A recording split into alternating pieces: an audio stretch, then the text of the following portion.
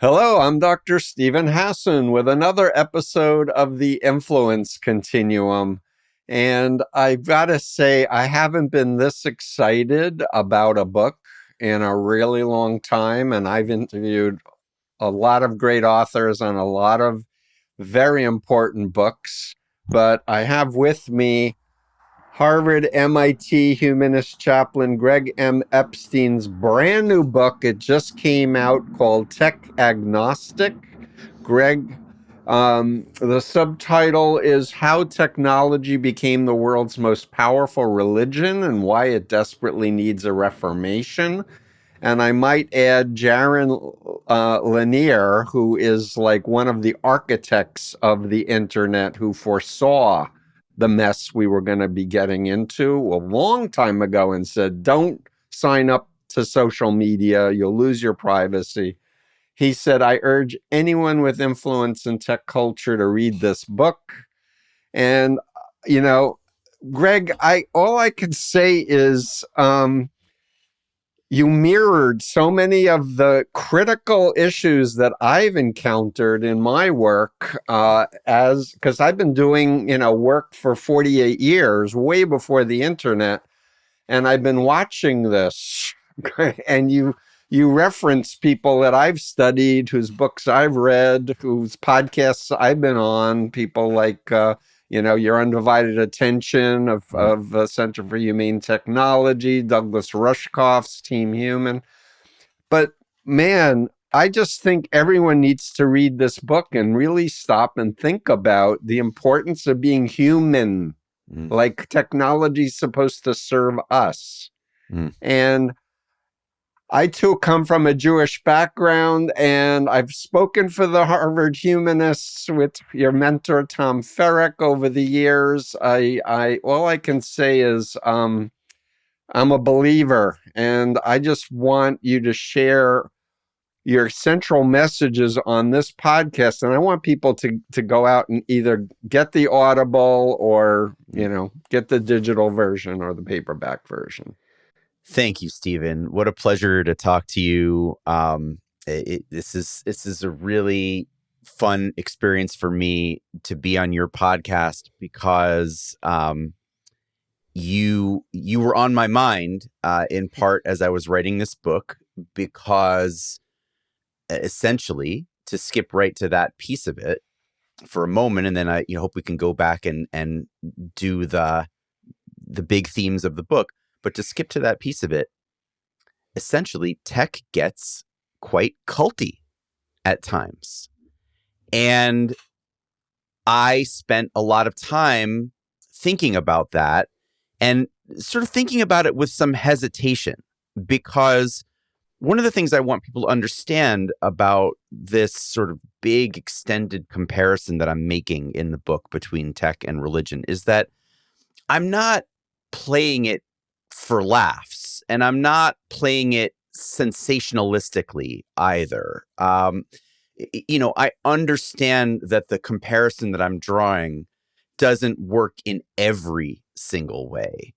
And, I don't see it as clickbait. I genuinely believe that people would do well to imagine for a moment or two the world of tech today, Silicon Valley tech, as being like a religion, because it would help them to understand what the impact of that whole set of phenomena is on our lives now, right?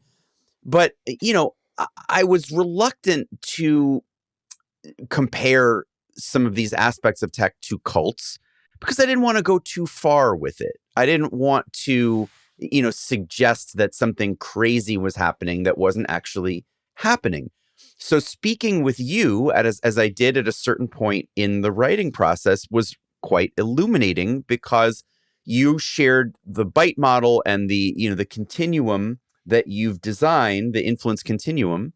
And you helped me to think about the fact that, a lot of the things that we're experiencing in the world of tech, they're somewhere on the continuum of trying to influence us, trying to manipulate us into doing things that are for the benefit not of us as humans, but for the benefit of the big tech companies that I think of as almost like churches Yep. now, or congregations. Yep. And so, sometimes you've got a tech company acting like a really manipulative mega church that is preying on its people, like the Moonies, for example, something Yep. that you're, of course, all too intimately familiar My with. introduction to brainwashing and cults. So sometimes tech companies really do act like the Moonies, and sometimes they act a little bit more like your local Presbyterian church. And there's a lot of in between there, and it all needs to be unpacked, I think, a little bit more than we tend to do in society. So anyway, thank you for playing that role. It was a lot of fun to have you as a little piece of the book, and looking forward to talking. Well, I want to, really drill down and say, having a skeptical mind, asking questions, is the essence of the human experience. I mean, the other side of that on the continuum is blind devotion and mindless automaton following. And we really need to remember, and you make this point over and over again, like, tech should serve us and not the other way around. Mhm. We should not be fodder for billionaires who want to have their megalomaniac goals. And I will make a few more parallels, if I may, now that I've read your book, and just say, the stereotypical profile of cult leaders is malignant narcissism. It's on my influence continuum graphic, which you kindly added to the book. I was so like, oh my God, he added the influence continuum graphic. But people need to understand this was Eric Fromm's evaluation of Adolf Hitler. He's like, he was a narcissist, but he was a psychopath, and he thought he was above the law, and he's a pathological liar, and he was sadistic and paranoid and wanted to hurt everybody that didn't fall in line. And this is another feature, along with, your work as a chaplain, going, we should really think twice about who we're going to follow blindly. And we shouldn't follow anyone blindly. Yeah. Yeah, thank you. I mean, and so the point to me, I think of much of this is that while maybe it's true that tech executives and tech companies aren't asking as directly for our blind obedience, our blind devotion, our turning ourselves over to becoming mindless automatons as some other cult experiences might. But they've got infinitely, in some cases, more powerful tools for, demanding a significant amount of that sort of thing from us. Right. And so at the end of the day, it might end up equaling out. I mean, who's influencing us more? It depends on the person, depends on the situation. But, overall in society, that's when I started to, the story, Stephen, if I can get, into a little bit of the beginning of it now, right? The idea share our is, listeners. Yeah. I'm a chaplain now at Harvard and MIT. I've been at Harvard University for about 20 years. Chaplains are typically religious advisors.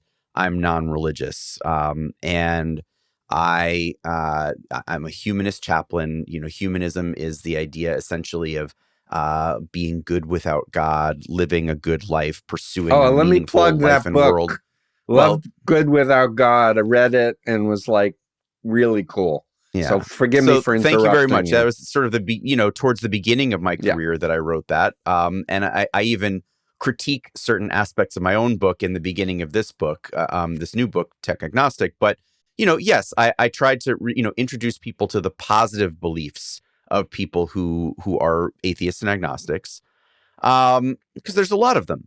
But after 10, 15 years of that, I had been working, trying to build a congregation.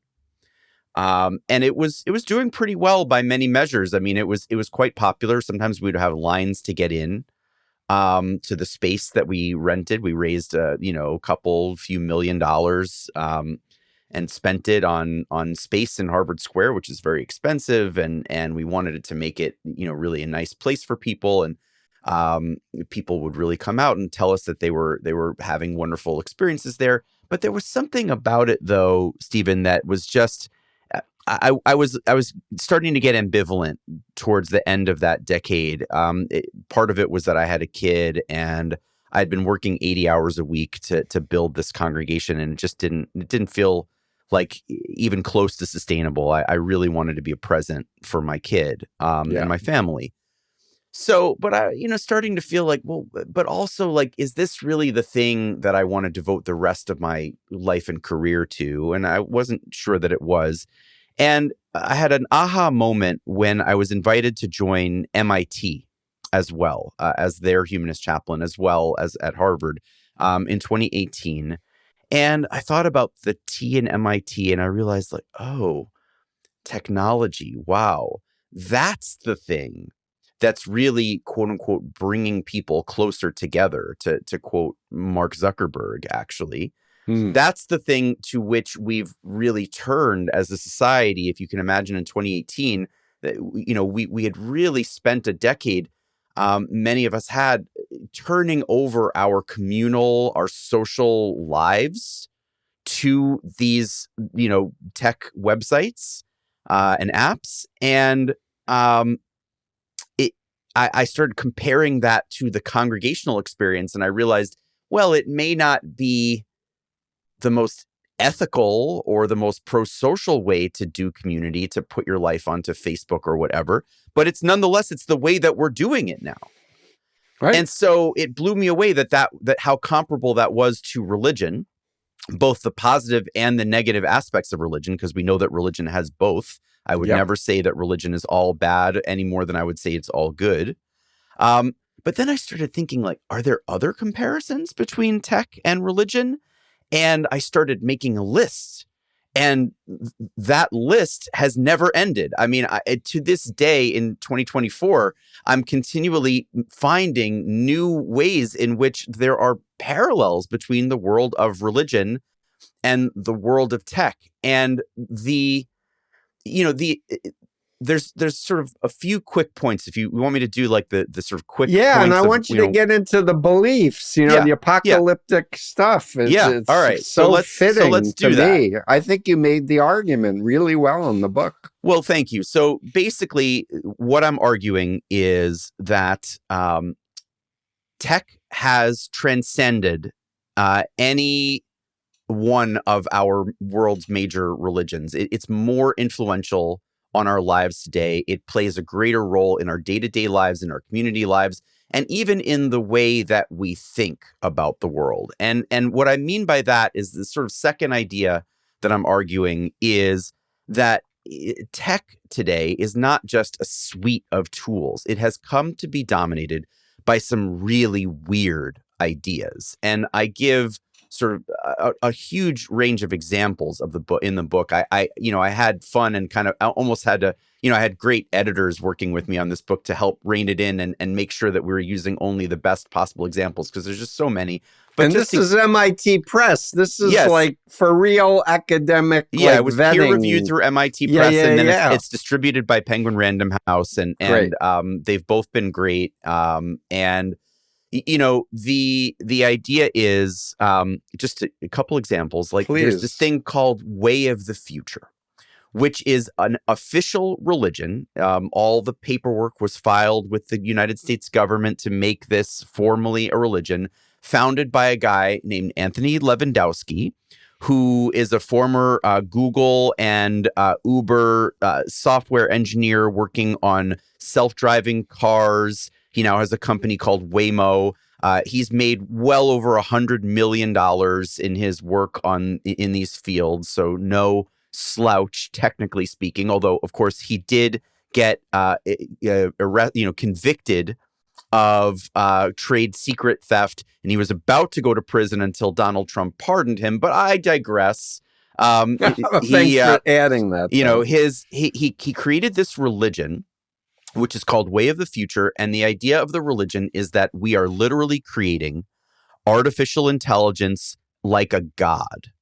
And that the god, which is going to come online soon, is going to be very angry with us, sort of like the jealous God of the Old Testament, if we don't start to worship it very soon. It's going to say, why didn't you worship me sooner?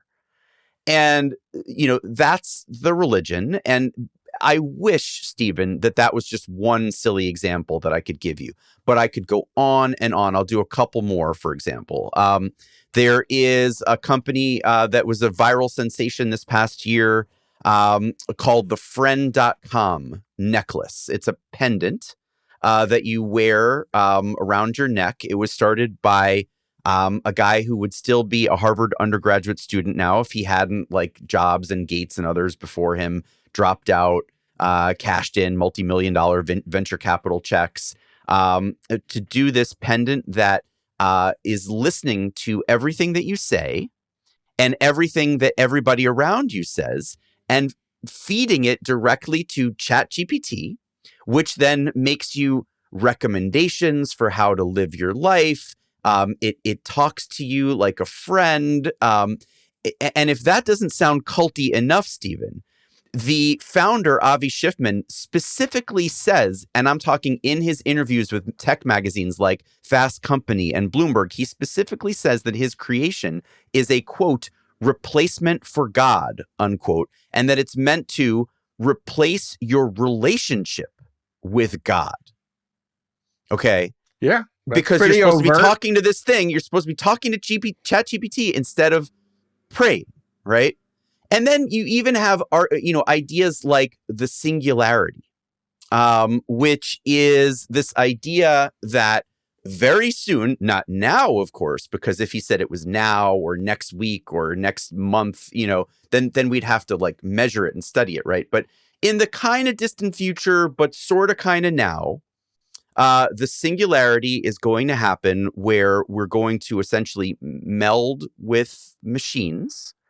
And just, be, how would you say it? Well, sentient intelligence greater than us, and it will be independently sentient, but it's not human. And Jeffrey Hinton, who got a Nobel Prize recently, said, we can't control this tool, and there's no checks and balances or safeguards because the big tech companies and all the major countries, state actors, are in this arms race to develop this technology. Yeah. But I want to also ask you to talk about long-termism and transhumanism, and then throw in crypto, please. Yeah. So, yes, there's so many more ideas, quote unquote, ideas that I found in influential circles in the tech world that are just so damn religious. For example, let's see. I'll do the crypto first, because please, the chapter that has your work in it also has the crypto in it, and Bitcoin and all of the other things. Yeah, Sam Bankman-Fried and how effective altruism. I was like, oh my God, he's covering all the great important things. This is so great. Please. Well, because they're all just so religious, Stephen. So the way to get it started for people is, especially if they're fans of your work, is that on page 103 of my book, which is sort of right before I speak to you, I'm talking about a guy in the Bitcoin world named Michael Saylor. Who is, I guess he's a former billionaire. Like, he used to be the richest person in the Washington, D.C. area. And then he lost his money, frittering it away on something or other. But he's one of the leading, I guess you would say, evangelists And by the way, that is a term that people actually use. It's not, Yeah. I'm not making that up. He's Yeah. a Bitcoin evangelist. And I list a bunch of his tweets on the page as a kind of illustration. So, on his Twitter, his Twitter bio, his picture is a picture of him. His eyes are glowing. There's lightning in the background. He looks like a prophet. He's got a lightning bolt next to his name and between his name and the Twitter check mark. And these are some of his tweets. Not in a row. I just pulled them together over many months of watching him. Right. Hashtag Bitcoin is truth. Bitcoin is for all mankind. Bitcoin is different. Trust the time chain. Fiat is immoral. Bitcoin is immortal. Bitcoin is a shining city in cyberspace waiting for you. Bitcoin is the heartbeat of planet Earth. We all stumble in the dark until we see the cyber light. Hashtag Bitcoin.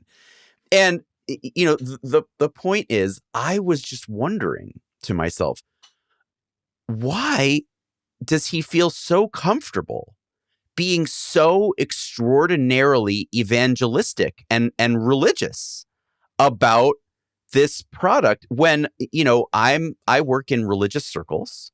I work as a chaplain. I work around, 40, 50 other chaplains at Harvard, 30 at MIT, all smart people, all doing, range of interesting things. None of them would feel comfortable being this religious on Twitter. And so I really wanted to understand, like, why is that? And so, again, your work was very helpful to me in understanding that these technologies, I say even with hesitation. I mean, is it really a technology or is it just a method for manipulating people? They both. They can, they can enrich the person who is doing the marketing of them, sort of if and only if more people get in, more people participate, more people devote their lives and their wallets, digital or otherwise, to sort of following cult leaders like Michael Saylor down a rabbit hole. Right. Multi-marketing, multi-level marketing cults, yes, or and commercial cults that I work with. In fact, I've also, one of the 200 interviews that I did for this book was, with, I talked to a guy named Darren Firestone, who's a leading lawyer who helps people to sue these companies if they've been manipulated by them. So if you've been victimized by a Bitcoin cult, you can call him. I spoke online with a woman named Molly. Just look up Molly and sort of tech Bitcoin criticism. You'll know exactly who I'm talking about. But she's become one of the leading critics of Bitcoin as kind of a, she's sort of a Martin Luther figure now, sort of highlighting that that these industries, quote unquote, are the leading donors to a number of political causes, including even millions upon millions of dollars from Bitcoin folks to things like Project 2025. Which, when I spoke to Jared Huffman, who's the congressman from California, he's the only openly humanist congressman in U.S. Congress right now. But he's also leading the National Congressional Task Force against Project 2025.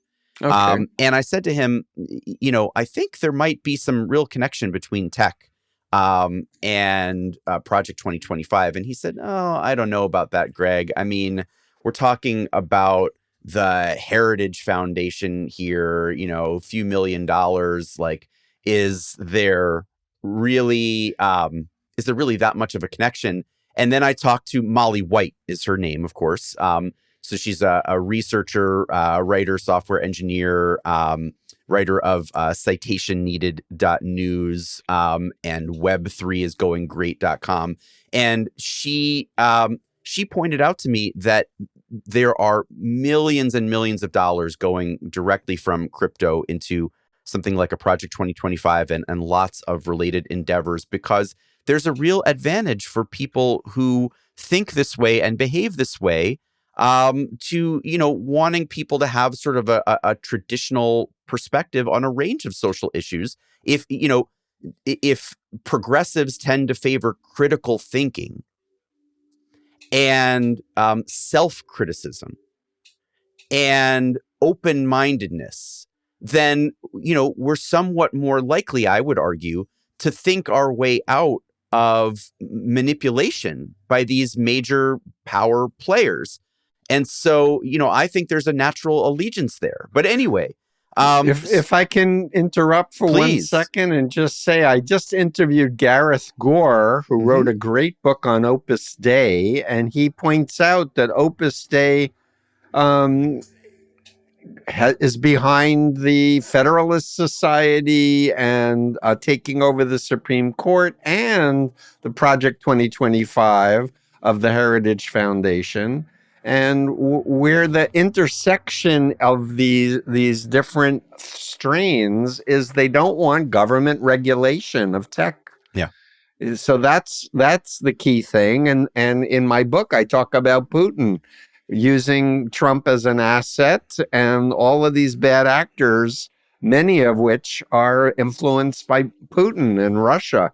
So it's, the thesis of Cult of Trump is there are cults that are influencing and bringing their true believer followers. It's not Donald Trump individually. Yeah, I mean, the point to me about a lot of the religion stuff here is that, you don't want people, if you're trying to control people through a kind of cultish manipulation, you don't want them thinking for themselves. You don't want them feeling a sense of empowerment to talk to one another about how maybe this isn't all it's cracked up to be.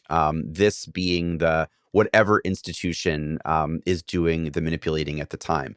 And so, there is a relentless hype cycle in the tech world, for example, that is really meant to get us out of our what otherwise would be our critical thinking, right? Like, if there are weird ideas in tech, well, for a lot of the people that get really into tech, if there were other weird ideas that came along in other major religions, and were sort of put forward to them like, hey, you should believe this, you should really devote yourself to this, you should even worship this.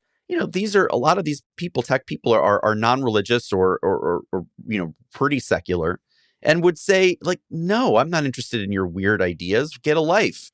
But with this stuff, it's marketed to us so effectively as just, shining truth, as Michael Saylor does, right?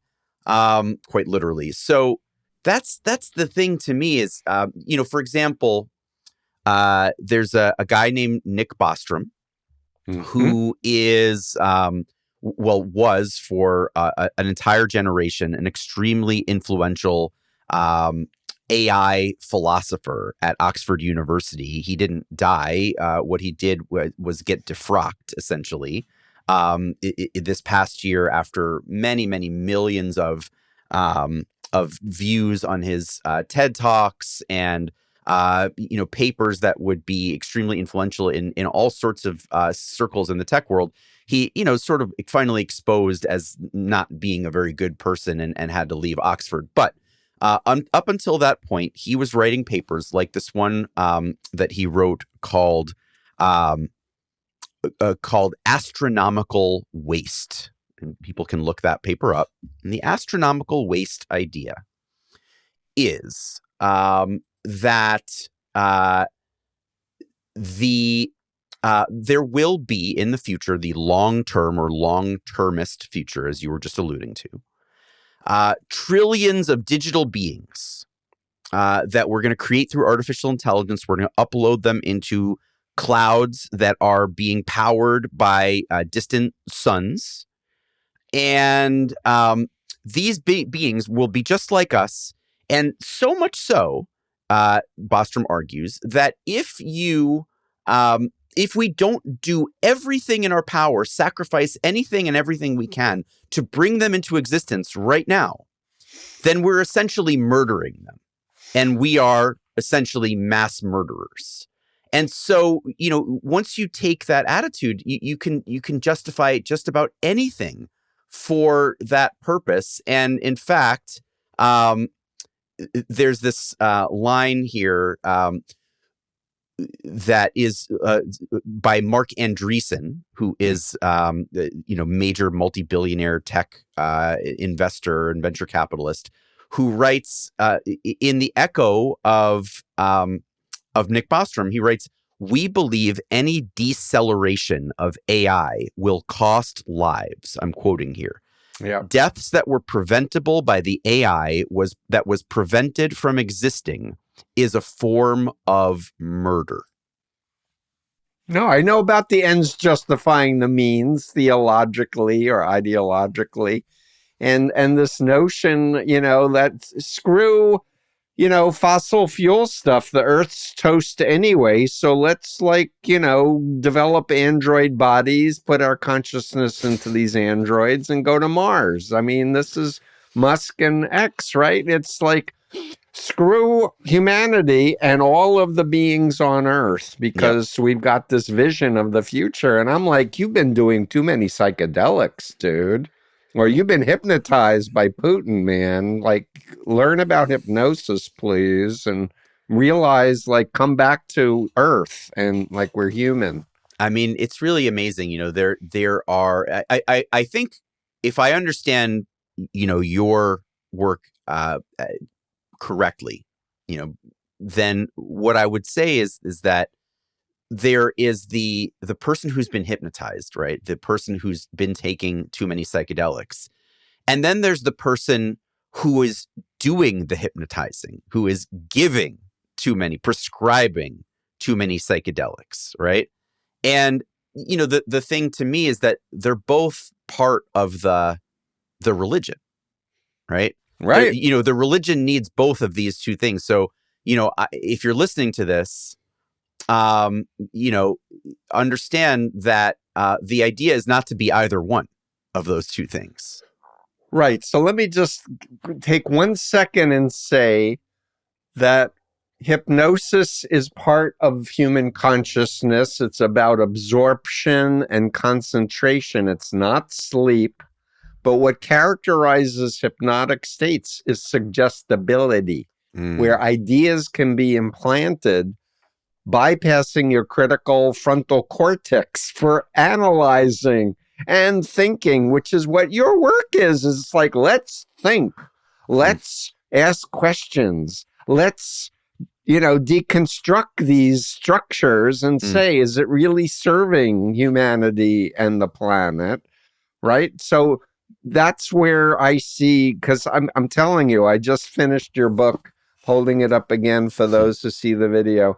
Get this book, and I wish you had read it. That's my one complaint, because I love when authors read their own books. But it was well read. Whoever. Thank you very much. Yeah, I actually had COVID at the time that the reading needed to get done, and so I could have maybe pushed harder for it, but I was actually coughing a lot at that time, and so having read they let me pick Trump, They let me pick the reader who I thought got it the best, and I thought he did a very nice job.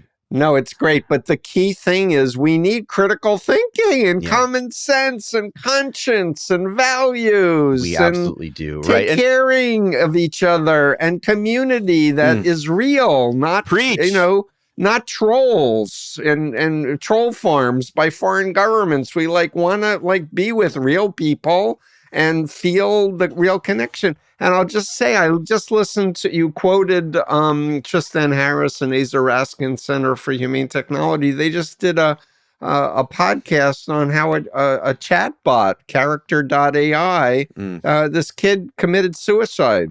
Absolutely. 13-year-old committed Absolutely. suicide because he had this relationship with a bot. And Yeah. it's like, people, let's come back to reality, please. I want to give you a little detail on that because, again, the examples to me are so compelling. And then I want to spend a little time with you on the positive alternatives to all this, because I really want people to know I spend a third to half of the book on positive alternatives, alternative perspectives, and even, sort of things that people can do or support to be part of the solution to all this. Yes, but I'll just say, please. just on the character.ai thing, and this young person, Sewell Setzer, who died, in many ways because of or in connection with all this, all this awful stuff, and so the character.ai site, which has dozens and dozens, by the way, of gods just hanging around, all these different gods that you can chat with, and that will say, something like, hello, I am God, I'm ruler of the universe, chat with me, right? Which, because it's marketed to kids, what could go wrong, right? Yeah, right. And by the way, just know that character.ai site, where you can go and do this, and that had that impact, was created by a guy who had just left Google, because Google, Noam Shazir is his name. He had just left Google because he was mad that Google wouldn't allow him to release his latest chatbot for them. And then later, knowing what he had created at character.ai, Google paid character.ai $2.7 billion to bring Noam Shazir back into their fold. $2.7 billion just for one AI engineer. Like that. No wonder people are creating cults around this, Stephen, right? Because there's so much that they can stand to gain from it. Yeah. Billions and billions of dollars. Now, trillions of dollars around the AI quote unquote industry, right? Which I think is better understood as a religion, are being thrown around, and that's what's happening. So, all right, should we? What do you think? Should we get into the positive alternative? I want to do that, but I just also want to compliment you. You were in this book. You were just so honest and vulnerable about your own desire to be perfect and gain your father's love, who was a failed I mean, you made it really personal, and I really identified it. And I'll just say, I learned from your acknowledgments, we both come from Flushing, Queens, and I grew up 1.3 miles from Donald Trump. He was in Jamaica Estates, and I was in the poor attached houses on the other side of Union Turnpike. But you just talked about how you too are addicted to the social media thing. And really I feel that way. Off.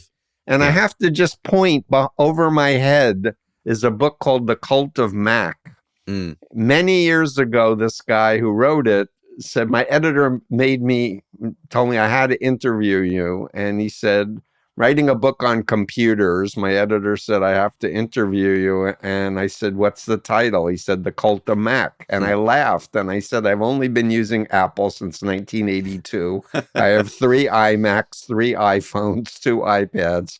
And I'm in the frickin' book as a disciple of The Cult of Mac. So anyway, forgive me for the personal. No, I mean, that's a really good one. And I'm not surprised even to know that mine is not the first tech book that needed a consult from you. I think that really reinforces it. Like multiple tech books have felt, multiple tech book authors have felt that they strongly needed a consult from the cult expert.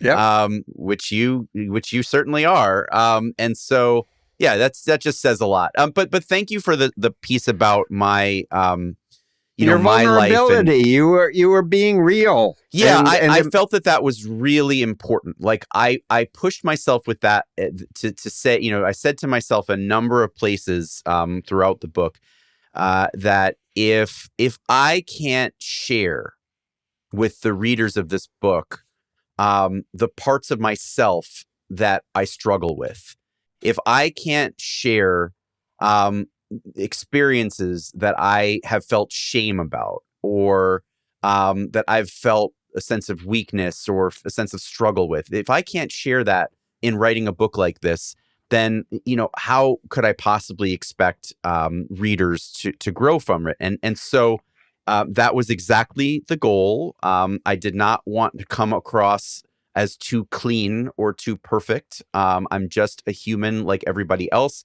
So like I said, I start, in chapter 1, I critique my own past book and talk about some things that I thought were wrong with it, that were wrong-headed about it, right. that I learned from criticism of my own book, that a critic had, basically written like that my last book was really ignorant of the ways in which capitalism can negatively impact people, and it's just sort of like I was, just too credulous, or about the role of economics in the world of humanism and religion. And I read those things, many years ago, and I thought, I got to say, this person is right. He nailed me. And so I start with that, but I also talk about, my own longing to please my dad, and to sort of redeem for him how he felt like he was never enough.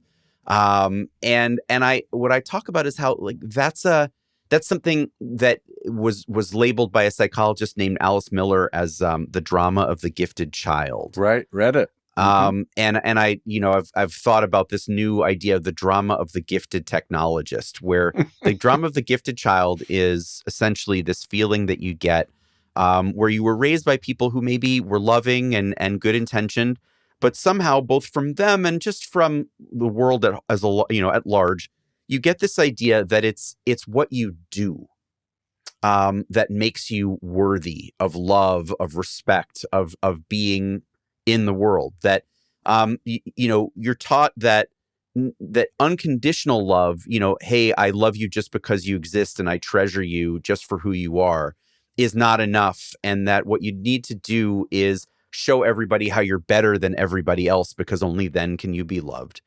And the spin on that with technology is that there are just so many young people that I talk to, and many not so young even, but I'm a chaplain at Harvard and MIT, who see tech as the best possible way to get there, right? Yeah. Who, they're looking for a shortcut to be the best, because they feel that if they're not the best, then they're nothing. Yeah. And this, in the past, they might have wanted to be a professional athlete. They might have wanted to be a movie star, whatever. And sure, there are still people like that, but now it's wanting to be an influencer, wanting to be a venture capitalist, wanting to be, a founder, wanting to, any number of the ways in which tech can make you a demigod. These are the most coveted and desired things in life for these young people that I work with, who feel that they're just not enough in their hearts. Right. And I can't help but say, in The Cult of Trump, I talked about Edward Bernays, Freud's nephew, and how Madison Avenue connected the dots, and they learned you make people feel deficient, then you can sell them products to make them feel okay. And this whole notion of this, you have to be skinny to be loved. You need to be this to be loved. And it is one of Lifton, whose book helped get me out of the Moonies, his book on Chinese. It's one of his 8 criteria, is called the demand for purity. And this notion that whatever you are, it's not good enough. Yeah. You need to do more and strive harder. And this is not healthy for human development and growth in society. No, you're absolutely right. I mean, I just beautifully said. I think Bernays is one of the people that anybody that wants to be sort of literate about how this world happened to us should read, or know about at least, right? That, just little things like that your car is a stand-in for your manhood, and so you've got to have the right car. It's got to be a nice big car, right? Right. You've got to give your children eggs and bacon, 2 sources of protein, because otherwise you're not really a proper man and a proper father, right? That like using Freudian psychology to manipulate people, that is one of the real beginning points of what becomes the tech cult, the tech religion, right, Stephen? Yeah, and Goebbels copied Bernays for the Hitler program. And it's been developed ever since. And now we have algorithms to radicalize people online. So, but let's go to the positive. Let's go for hope. I want to make a pitch, a plea even, for more agnosticism in tech and society. And I'll say, by the way, that I started out not sure that was really what I wanted to argue, because agnosticism has not exactly been my favorite concept in the world for most of my career. As I say, I've been a humanist chaplain for over 20 years now. And, when I talk about who that serves and, what that represents, I talk about, how my congregation used to serve, quote, atheists, agnostics, and allies. Because if you identify as either atheist or agnostic, you're probably, and you're, you value being a good person and wanting to live in a good world. That probably makes you a humanist, right? Humanism is a positive word for that. But the agnostic way of framing oneself was not really my favorite, because I thought, well, it can seem a little wishy-washy, right? Like, oh, I'm not sure there's a God. I'm not sure that I believe in religion, et cetera, right? And, I still prefer the word humanist to self-define that way. But, agnostic is a perfectly legitimate way to put it. But where I really got some inspiration for this book, when I was thinking about what I wanted my own relationship to be, was I read a book called Agnostic, A Spirited Manifesto by a woman named Leslie Hazelton, who's a great writer. She lives on a houseboat in Seattle. She's been a test pilot. She's driven race cars 200 miles an hour and nearly killed herself. She's a real character. She was Time Magazine's Jerusalem correspondent for many years, wrote about religion in Jerusalem. But she wrote this wonderful book, came out in 2016, and she talks about how, she's agnostic because she doesn't know about the answers to some of the great questions in the world, in religion, et cetera, but neither do you. And it's not that she's wishy-washy about it. She says she takes a spirited delight in not knowing. She's proud of the idea that she doesn't need to fake confidence or fake knowledge that she doesn't have. She's content in what she does know, which is that she's human and she cares and she wants to live a good life, and she wants you to be free to live a good life as well. And I'll just say this, it began to occur to me when I was realizing how much false confidence and bravado a lot of these tech geniuses, quote unquote, have, that Leslie's attitude towards life was the antidote to this in many ways. And especially when we're living in a world, as you and I speak, where it's not yet clear who's going to win the United States presidential election. And no matter what happens, we know that Trump is going to get far too many votes. And one of the biggest reasons he's going to get those votes, maybe you would agree, I think, is because he comes across as confident to voters, many of them white men, who feel afraid, right? Men are taught they need to be strong all the time, but they're not, because nobody is. And so they're feeling afraid because they're feeling worried that somebody will expose them as fearful, which is why I felt the need to expose my own fears in the book, not pretend I don't have them. Yep. And so, they're afraid, and Trump comes across as strong and people follow him. So I love the idea that what we need more of in society is a willingness to be agnostic, to say, I don't know, you don't know, but let's slowly but compassionately and lovingly try to figure it out together. Me too. So I need to say, in the cult of Trump, I talk about the cult of Norman Vincent Peale and the power of positive thinking that he was raised in. And this connects with the prosperity ministers. Give me more money. I need another yacht. I need another plane. You can give me your food stamps, etc. But this notion of fake it till you make it. And to just call on Burton's work on certainty. And normal people would never think to bullshit and lie pathologically like Trump does.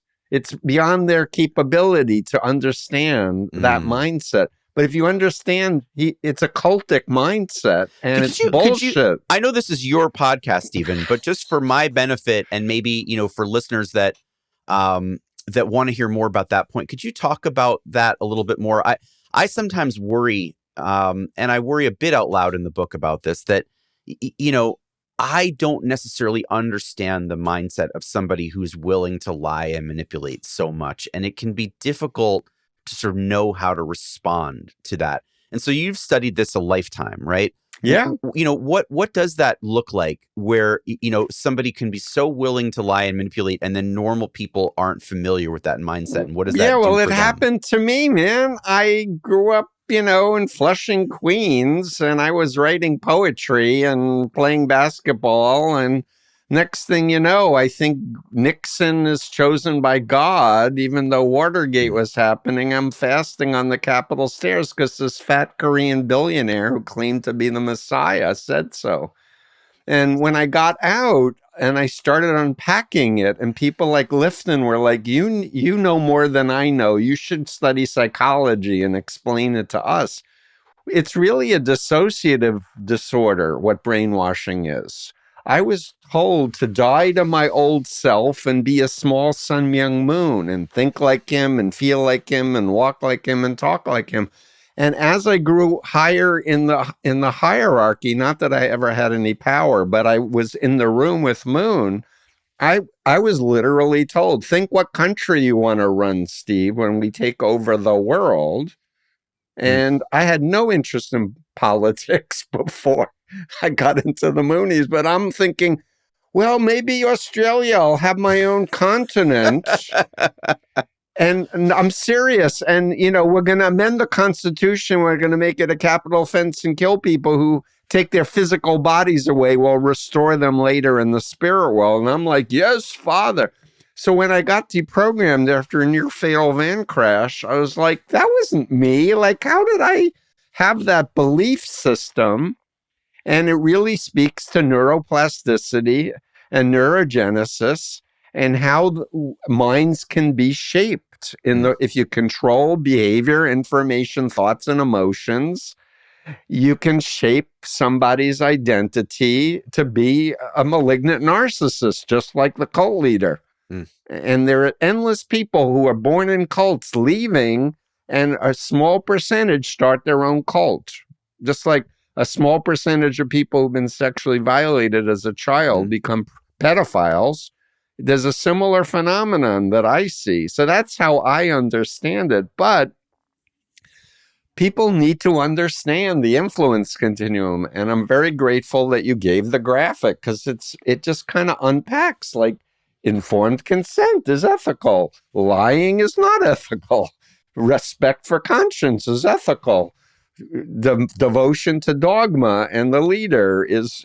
So once you have that framing, things make a lot more sense and the noise clears, because there's so much chaos that they're trying to do. And that's one of the major mind control techniques to unfreeze a person's sense of identity. Is either sensory deprivation or overload. And most people are in information overload, where they can't process anymore because they're being emotionally stimulated. The amygdala is overstimulated and they're not thinking, which is why I say unplug, unplug. You know, be with your kid, be with your dog, your cat, go in nature, listen to music, go dancing, make love, you know, like get into your body again. Because mind control is a dissociative disorder. You're out of your body. I mean, Thank you for letting me rant. No, I love it. I really do. You know, and it's funny how so many of the texts that we've studied are the same. You know, that I used to have in my office at the Humanist Hub. And I got somewhere around here, even in my home office, like pictures of new neurons emerging in the process of neurogenesis to remind myself and people that would come to speak to me that, you know, you're not a set person. I refer them to a book by a psychologist named Dan Siegel that would talk about how even, you know, he's a psychiatrist who would talk to even 90-year-old patients who would have profound experiences and of becoming more connected to their loved ones and to themselves, and you know, that they would be able to generate new neurons and you know, make new connections in their brains to become healthier people. And so, you know, there's always more work to be done. There's hope. Yeah, there's a lot of hope. And I really, you know, one of the things that I'm really taking from this conversation with you, Stephen, is I'm going to continue to talk about how, you know, people will ask me for the concrete solution, right? They'll say like, well, does your book solve the problem? You know, and it's sort of like when I have a very good therapist that really helped me to get to a place where, you know, I'm a much better person, much healthier, more comfortable person than I used to be. And, you know, I would say to her sometimes in the early years of seeing her, like, you know, can you give me some homework? I just, you know, I don't want to talk about my dad again. Just tell me what the homework I need to do is after this session. Just no homework. You know, just like learn to, you know, just learn through experience, you know, think about these things as they come up and, you know, see if you can be more comfortable with yourself. And it's like, yes, I talk about the heretics and apostates against this tech religion and the differences that they're making. And there's a chapter on what I call the humanists and spiritual practitioners of the tech world who are doing amazing things to create sort of positive alternatives to more manipulative kinds of tech. And I even talk about people who are sort of creating ethics or responsibility congregations in the tech world, where they're, you know, hundreds, even thousands of people who want to use tech in more responsible and ethical ways are getting together. They're mentoring one another. They are supporting one another. They're pushing back against bad tech policy and bad tech, you know, bad innovation. So I talk about all of those things and they're all available. But what I really want people to do is just shift their mindset a little bit. Just shift out of the mindset by which you're more on the side of the control. Yep. And shift into the side of the continuum where we're more on the side of thinking for ourselves, of being self-critical, of being patient, and allowing for ambiguity and uncertainty, and not knowing whether this new tech, you know, is really worthy of trillions of dollars of investment.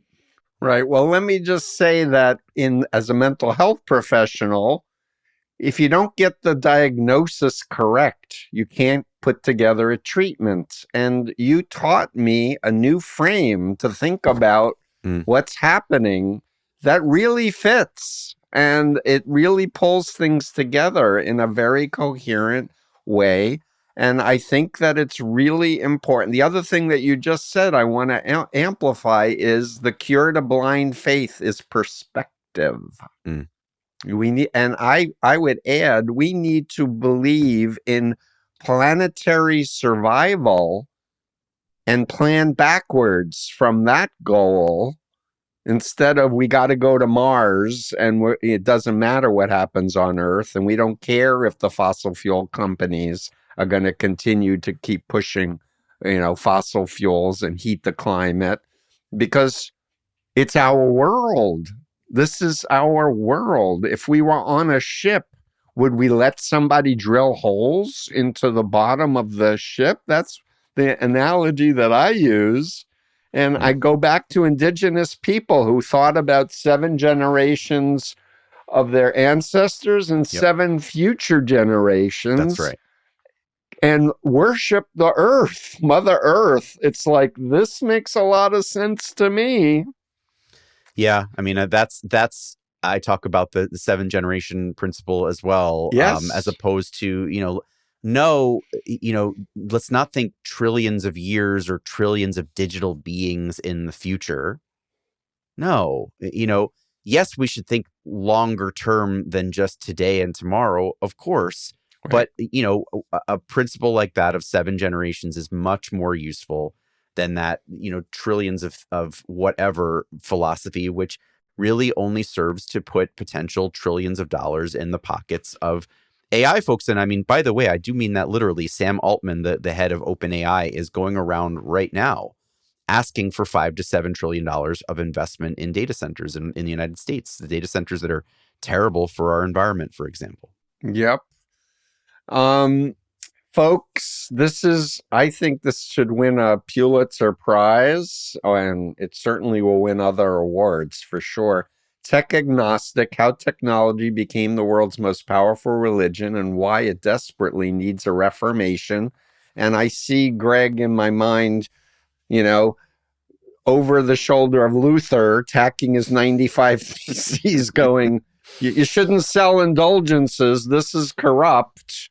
Like you're saying something, and the fact that you're a chaplain at Harvard and MIT with so many brilliant young minds, I think this book's going to get legs. Well, thank you very much, Stephen. And it's only because of the hundreds of wise people with whom I spoke in order to write it, and you're certainly right there with them. So thank you so much. It's a pleasure talking to you. Yeah, always a pleasure. Take care. All right, you too. Bye-bye. Steve Hassan here. It's been decades since my family rescued me from the Moonies. I've been at this for over 47 years. The need has never been greater. If you're able, please consider hitting the super thanks button below, and it'll help us to do better. Every penny will help us toward our goal of educating the planet about undue influence. Remember, it's your mind. Only you should control it.